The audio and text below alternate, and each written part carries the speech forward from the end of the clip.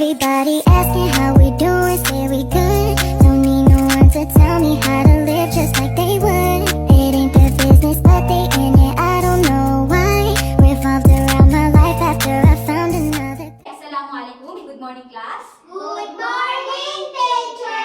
Good morning, classmates. Good morning, everyone.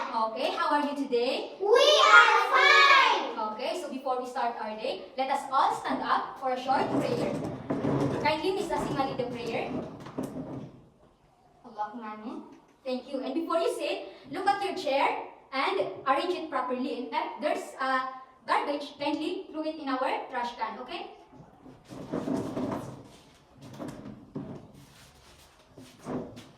Okay, very good. Go faster.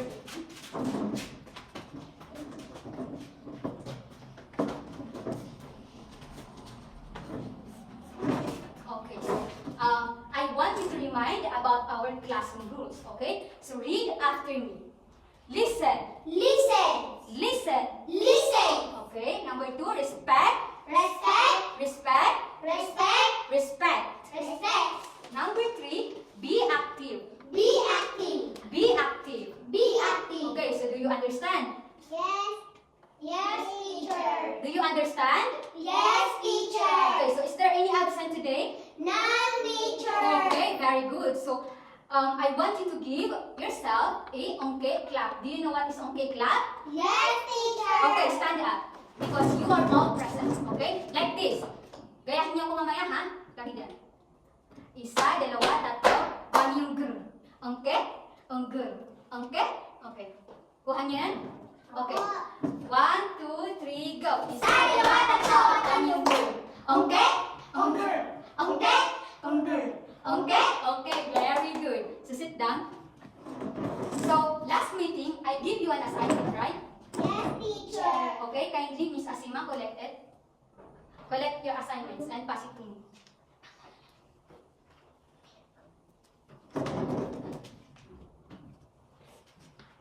Faster. Okay, thank you. Okay, so before we proceed to our lesson, we are going to review our last topic, okay? So, sino yung nakaka-alala kung ano yung topic natin last meeting? Sino? Hi, teacher. Yes, Miss Asnia, stand up. Okay, very good. So, give her a round of applause. Okay, sit down. Thank you. Another one. What is verb? Hi, teacher. Yes, Rahana, stand up. Verb is an action word. Okay, so verb is an action word. Sit down and give her a round of applause. Okay, so another one. What is example of verb? Hi, teacher. Yes, Hafsa, stand up. Walking, dancing. Okay, very good. Give her a round of applause. So, naintindihan po ba ang ating last topic? Yes, teacher. Okay, so before we proceed to our main topic today, meron po akong mga boxes here sa front. So all you have to do is to guess what is inside our box. So gets po ba yun? Yes, teacher. Okay, so sino yung mauunang mag-answer? Yes, Asima? Punta ka sa front.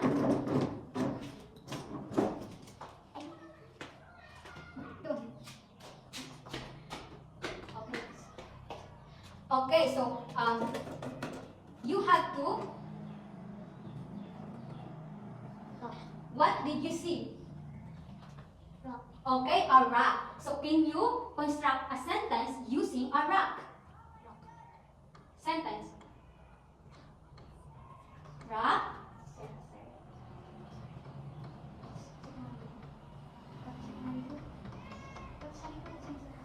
The rock is circle. Okay, very good. So give her a round of applause. Sit down. Okay, so sino naman yung mag-a-answer sa number 2? Hi, teacher. Sit down. Yung isa naman, ha? Okay, Riham.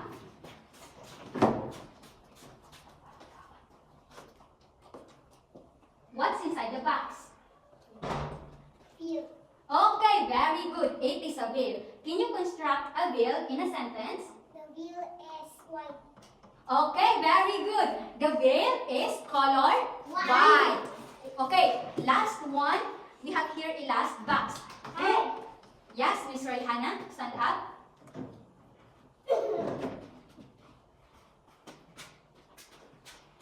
You have to guess what's inside the box. What do you call this one? Perfume. Okay, so can you construct a sentence using a perfume? Yes. The perfume is sweet. Okay, very good. So let's give her a round of applause. Okay, sit down. Thank you. And now, we are going to proceed to our main topic. So, do you have an idea about our topic? Yes, teacher. Ano yung topic natin ngayon? Verb. No. Again? Adjective. Oh my God, yes. Our topic today is all about adjective.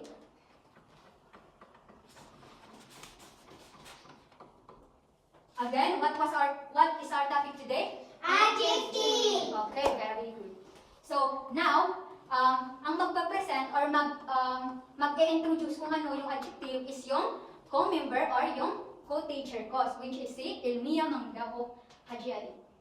Okay, so let's continue to our discussion and Miss Lumi. So our topic for today is all about the adjectives. So before we proceed to our topic, I'll introduce the learning objectives.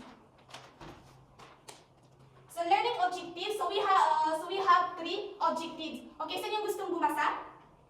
Okay. Okay, Hannah.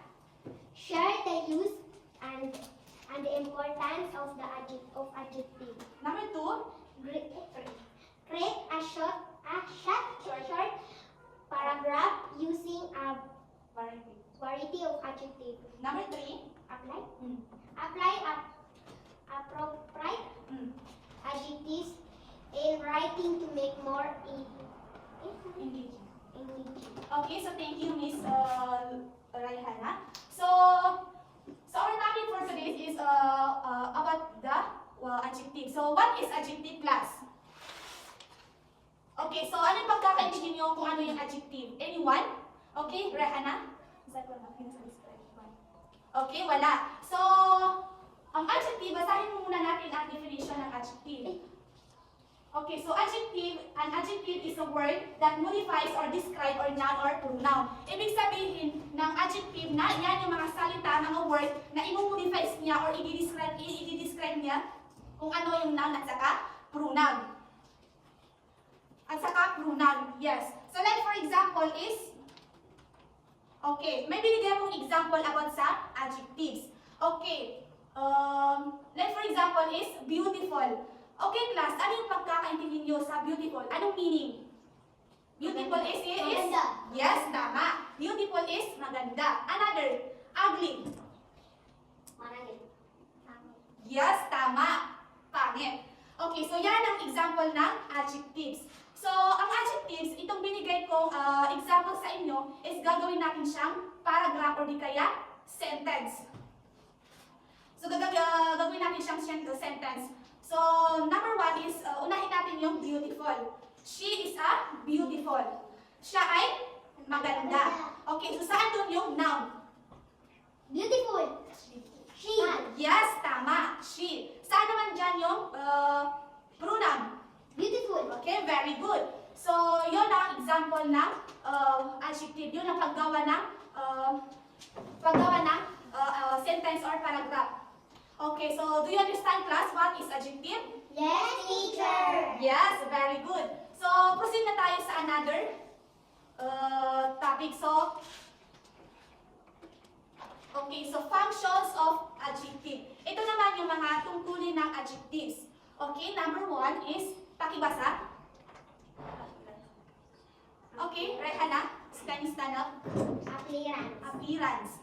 Appearance. Yes, very good. Okay, can you sit down? Size. Oh, okay, number 2.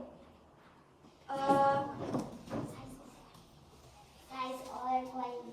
Yes, tama. Size or quality. So, can you please sit down? Okay, number 3 is, yes. Cheaper or form. Okay, can you sit down? Very good. Shape or form. Number 4. Okay,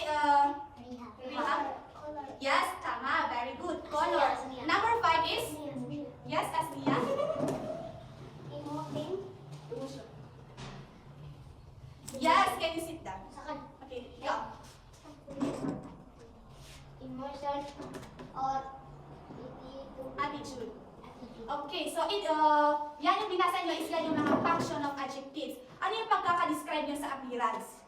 Appearance is yan yung hitsura ng tao, hitsura ng bagay, hitsura ng pangyayari. Okay, so ano yung hitsura ng anong hitsura ng tao? Like for example is beautiful at saka ugly. Yan yung mga kumbaga is yan yung mga hitsura, mga hitsura, yes. Number 2 is size or quality. So ang describe naman yan is yan yung mga sizes or mga size or mga haba ng bagay o di kaya tao. Like for example is tall o di kaya small, gano'n. Okay, yes, tama, big. Okay, so dito naman tayo sa number 3, shape or form. So, shape or form na is yan yung mga symbol, mga shape. Like for example is yung mga rectangle. Di ba, shape yun? At saka naka-form na yun. What? Square. Yes, tama. Square. Rectangle, yes. So, another. Yes, oval. So, number 4 is color. Yan yung mga color, yung mga kulay. Yes, tama. Red. Yes, very good. Yellow. Yes. So number 5 is emotion or attitude. Yan yung mga emotion ng tao or attitude. Yan yung pag-ugali ng isang tao. Like for example is happy. Sad. Yes, sad. Another. Yes, lovely. So do you have it? Do you understand what is function of adjective? Yes, teacher. Yes. Okay. Okay, so if wala kayong katanungan, I will give you a quiz sa inyo. Quiz natin ngayon ay ididikit nyo dito yung salitang adjective dito sa apples. Base sa sense of eyes, sense of touch, sense of taste, sense of hearing. So, bugat answer. Okay, Asina?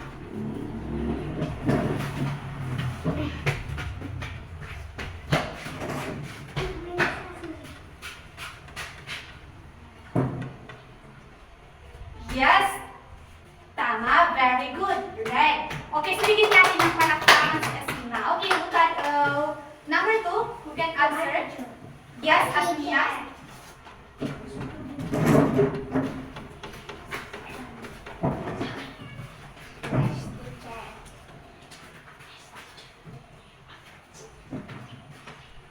Yes, tama. So bigyan natin ng palakpakan si Asnia. Okay, another. Who can answer? Okay. Hi, teacher. Yes, right, Hannah.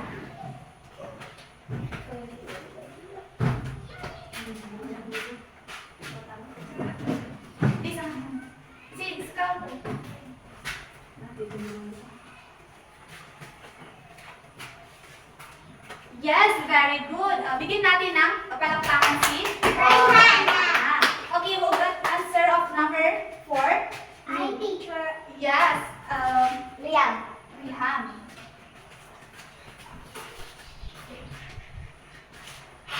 Yes, very good. Bigyan natin ng palakpakan si Riham. Okay, so basahin natin class. Red. Delicious. Smooth. Crunchy. Yes, tama. So, naintindihan class? Yes, teacher. Okay, so bigyan natin ng palakpakan ng ating sarili na ang galing-galing clap. 1, 2, 3. Ang galing-galing mo. Yes, tama. So, naintindihan? Opo. Any clarification about sa topic natin? Beautiful. Okay, very good. So, after that, magbibigay ako ng assignment sa inyo. Ang assignment natin ngayon is take note, give at least 10 adjectives and use it in a sentence. Okay, magbibigay kayo ng 10 adjectives at gagamitan nyo siya or gagawin siya sentence yung binigay nyo, 10 na adjectives. So, any clarification? Yes. Okay, so naintindihan? Opo. Yeah, so kung wala kayong katanungan, any clarifications, so dito po magtatapos ang